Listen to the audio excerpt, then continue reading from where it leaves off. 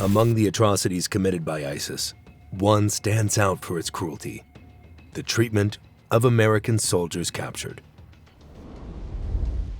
The origin of ISIS can be traced back to 1999, when Abu Musab al-Zarqawi, a Jordanian militant, established Jama'at al-Tawhid wal-Jihad.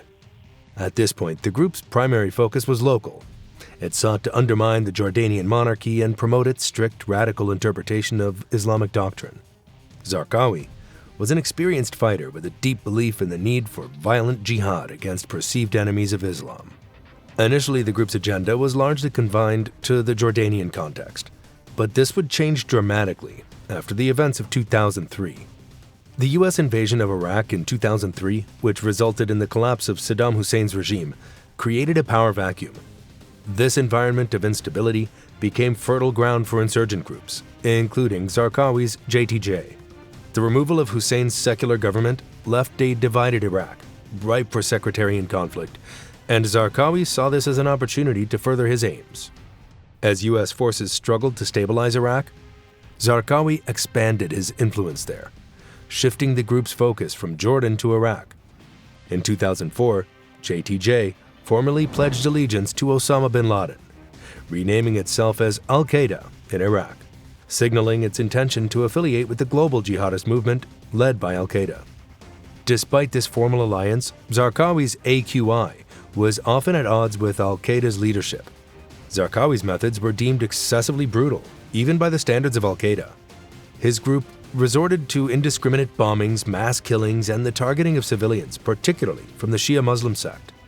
Zarqawi's brutality aimed at stirring up sectarian violence, particularly in Iraq, where tensions between Shia and Sunni communities were already high.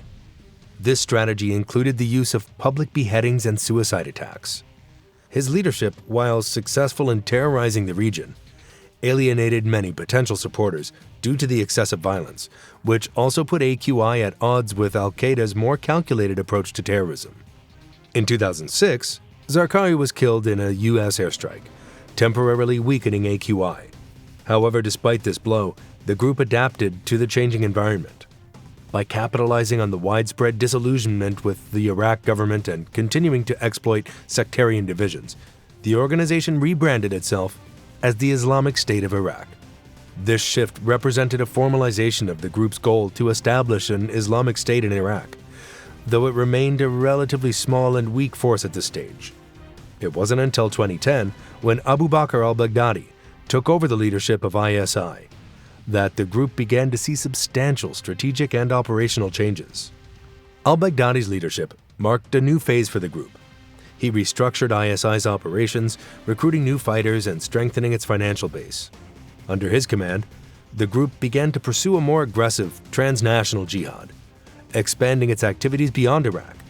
In 2011, the outbreak of the Syrian civil war provided ISI with an opportunity to expand into neighboring Syria. The organization became known as the Islamic State of Iraq and Syria, seeking to capitalize on the chaos and instability in Syria. Initially, ISIS cooperated with al-Qaeda's Syrian affiliate, Jabhat al-Nusra, but deep ideological and strategic differences soon led to a rift between the two groups. By 2013, ISIS had openly clashed with al-Qaeda, leading to a split. This marked the beginning of ISIS's distinct identity, separate from al-Qaeda. With Baghdadi's leadership, ISIS sought to establish a caliphate, a religious and political entity that would span both Iraq and Syria, governed by strict interpretations of Sharia law.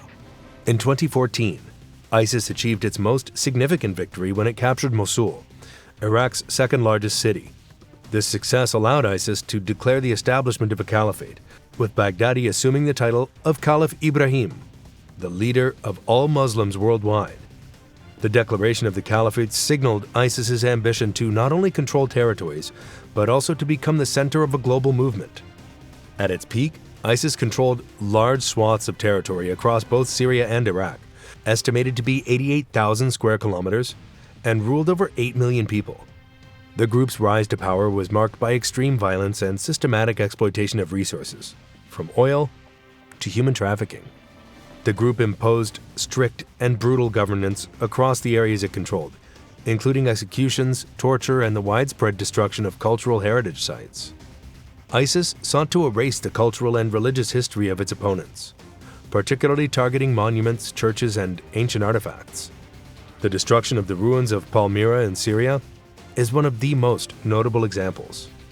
ISIS also revolutionized the use of propaganda, producing high-quality professional videos, magazines, and social media campaigns that reached a global audience. The group's use of digital platforms to spread its ideology and recruit fighters was unprecedented. By 2015, ISIS was releasing up to 90,000 social media posts per day, targeting recruits from around the world, including Western countries. Their propaganda was multilingual, and its slick production values helped attract foreign fighters who were inspired by ISIS's claims of establishing a caliphate. In terms of foreign policy, ISIS made extensive use of hostages as propaganda tools. Western captives, especially those from the US and Europe, were exploited to humiliate their governments and to instill fear in global audiences. By the mid-2010s, ISIS had evolved into not just a terror group, but a quasi-state that governed millions.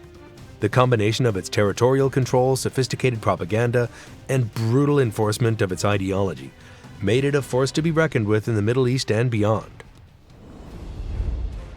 Between 2014 and 2017, the United States intensified its campaign against ISIS through Operation Inherent Resolve, a coalition-led effort targeting ISIS strongholds in Iraq and Syria. During this period, American military personnel, intelligence agents, contractors, journalists, and aid workers operated in increasingly dangerous environments. While most U.S. troops engaged in aerial strikes or trained local forces, Special Operations Forces occasionally carried out ground raids, reconnaissance, and advisory missions in hostile territory. Declared the de facto capital of ISIS, Raqqa became a focal point for U.S.-led airstrikes and covert operations. The dense urban environment made it a high-risk area for American personnel. Similarly, Mosul, the largest city under ISIS control and a critical stronghold until its recapture in 2017, was a hub for ISIS operations, making it a dangerous zone for coalition forces. The porous borders between Syria, Iraq, and Turkey served as transit points for fighters, resources, and captives, complicating recovery and rescue efforts. For ISIS, capturing American nationals served multiple purposes. For them, captured Americans were symbols of defiance against U.S. intervention in the Middle East. By exploiting their plight in propaganda, ISIS reinforced its narrative of opposing Western influence. Hostages were bargaining tools to demand the release of detained ISIS fighters or the payment of ransoms. Also, by showcasing American captives in publicized videos, ISIS aimed to erode public support for the U.S. campaign, intimidate Western governments, and boost its own morale. ISIS's methods of psychological warfare were insidious, exploiting captives not only as hostages, but also as tools to humiliate their enemies and amplify their narrative of power and defiance.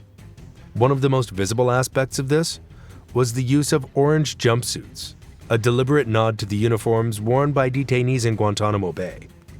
This visual symbol served as a stark reversal, positioning ISIS as avengers of Muslim prisoners, a claim they reinforced in their propaganda.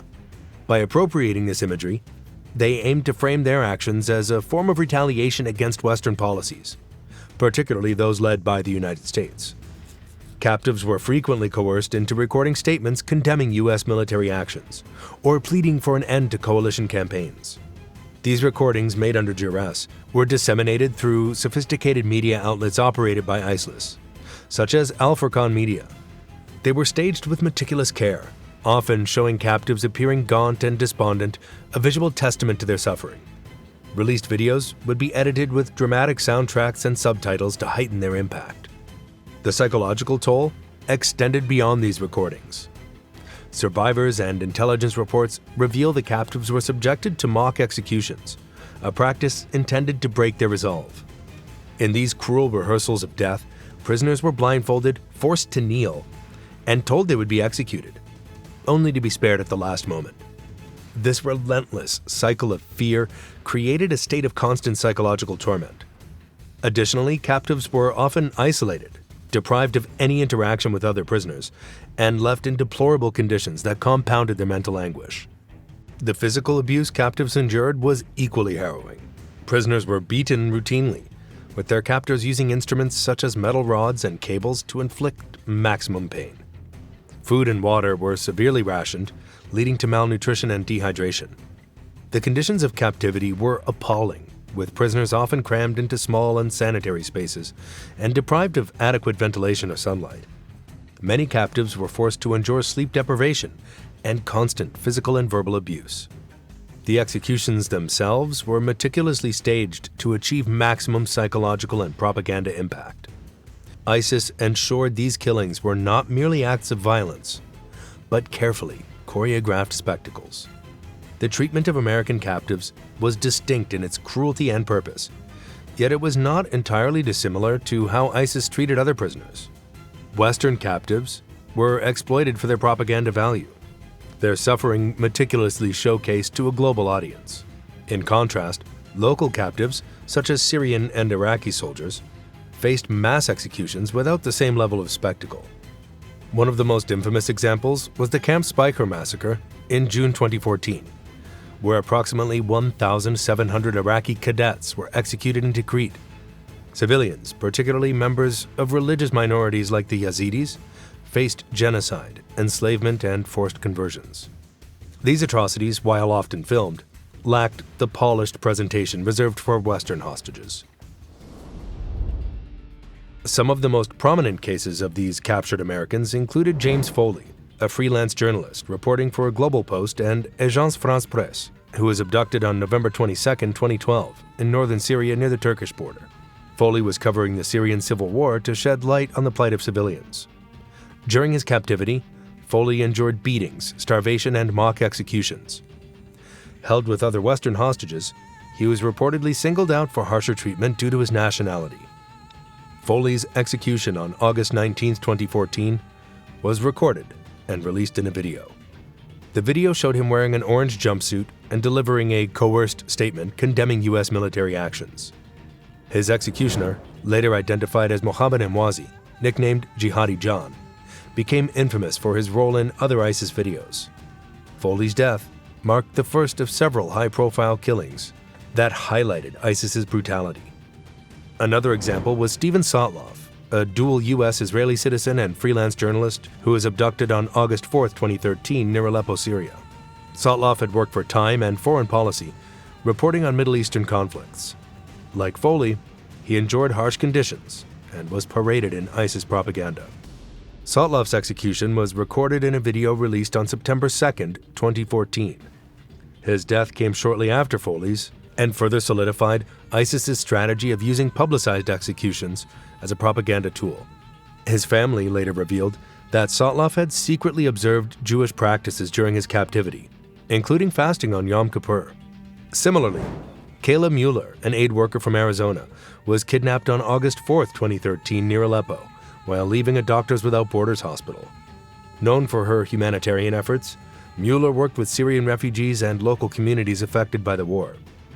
During her captivity, she was reportedly tortured, enslaved, and sexually abused by ISIS leader Abu Bakr al-Baghdadi himself.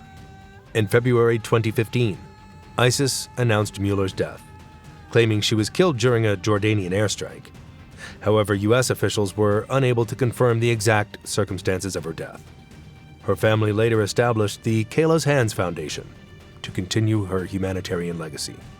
Peter Kassig, a former U.S. Army Ranger turned humanitarian worker, was also abducted in eastern Syria on October 1, 2013. After serving in Iraq, Kassig founded Special Emergency Response and Assistance to provide medical aid in conflict zones. During his captivity, Kassig converted to Islam and adopted the name Abdul Rahman. On November 16, 2014, ISIS released a video featuring Kassig's decapitated remains. Unlike previous execution videos, Kassig's murder was not shown on camera, possibly due to his status as a Muslim. The video, however, displayed the mass execution of captured Syrian soldiers and further underscored ISIS's barbarity. Other known victims of this ISIS brutality include David Haynes and Alan Henning. The impact of these videos went beyond the immediate fear they inspired. They undermined morale among coalition forces, sowed division within Western societies about the effectiveness of military interventions, and fueled anxiety among journalists, aid workers, and other expatriates operating in conflict zones. ISIS's ability to weaponize fear was unparalleled, making their propaganda as effective as their military campaigns. However, these gruesome propaganda videos quickly dominated international headlines, forcing global audiences to confront the horrors of ISIS's tactics. News outlets faced ethical dilemmas in covering these events. Some chose to broadcast segments of the videos, albeit with significant censorship, while others refrained entirely to avoid amplifying ISIS's message. The U.S. government's response to these videos was firm, emphasizing its long-standing policy of refusing to negotiate with terrorists. This stance was articulated by figures such as then-President Barack Obama, who condemned the killings and reaffirmed America's commitment to defeating ISIS militarily. However, the policy of non-negotiation created its own set of challenges, particularly for the families of hostages. Relatives of victims like James Foley and Stephen Sotloff often expressed frustration with the lack of flexibility in U.S. policy, which they felt left them powerless to save their loved ones. Meanwhile, the videos also spurred discussions about U.S. foreign policy, particularly the interventions in Iraq and Syria that had created the conditions for ISIS's rise. Critics argued that these policies had inadvertently fueled anti-American sentiment, while supporters contended that military action was necessary to contain and ultimately defeat ISIS. While governments and social media platforms worked to remove ISIS content swiftly, the decentralized nature of the internet made it difficult to prevent its spread entirely. The video's enduring presence on the dark web and other less regulated corners of the internet ensured that their impact remained. The fate of American hostages held by ISIS prompted intense efforts by the U.S. government and its allies to secure their release, either through direct military intervention or by navigating the challenges of negotiating with a terrorist organization. One of the most significant U.S. military efforts to rescue hostages occurred in July 2014, targeting an ISIS compound near Raqqa, Syria. Intelligence suggested that multiple Western captives were being held there. The operation, led by U.S. Special Operations Forces, involved a combination of aerial surveillance, ground forces, and assistance from intelligence agencies. The mission was meticulously planned, with commandos landing via helicopter and storming the compound under the cover of night. However, upon securing the location, they found the captives had been moved just days earlier. The raid resulted in the deaths of several ISIS militants, but yielded no rescued hostages. Another rescue attempt was the raid in October 2015 in Hawija, Iraq, where U.S. and Kurdish forces successfully freed 70 hostages, including Iraqis facing imminent execution by ISIS. While this operation did not involve American captives, it underscored the challenges of gathering accurate intelligence and the inherent risks to both hostages and rescuers. These missions, often conducted with little public knowledge, carried enormous political and military risks. Failed attempts could embolden ISIS or lead to retaliatory actions against hostages. The U.S. also cooperated with allies in Europe, the Middle East, and intelligence networks to track hostage movements and attempt rescues. Despite these efforts, many hostages were never recovered. The U.S. government's policy of refusing to pay ransoms or negotiate with terrorist organizations posed significant challenges during the ISIS hostage crisis. The challenges were compounded by ISIS's demands for exorbitant ransoms, reportedly as high as $100 million for some captives, or the release of imprisoned militants, demands that the U.S. categorically refused to meet. This approach contrasted with that of some European governments, which were alleged to have paid ransoms in exchange for the release of their nationals. To navigate these situations, some families turned to private intermediaries or unofficial negotiators, often at great personal and financial expense. These efforts, however, rarely succeeded, as ISIS was less willing to engage in dialogue with non-governmental actors compared to other militant groups. Furthermore, the U.S. government warned families that paying ransoms could lead to legal repercussions. In response to criticism, the Obama administration implemented reforms in 2015, establishing the Hostage Recovery Fusion Cell and the position of Special Presidential Envoy for Hostage Affairs. These measures aimed to improve coordination between agencies, enhance communication with families, and provide clearer guidance. While these steps were praised by some, Others argued that they did little to address the core challenges of negotiating with groups like ISIS.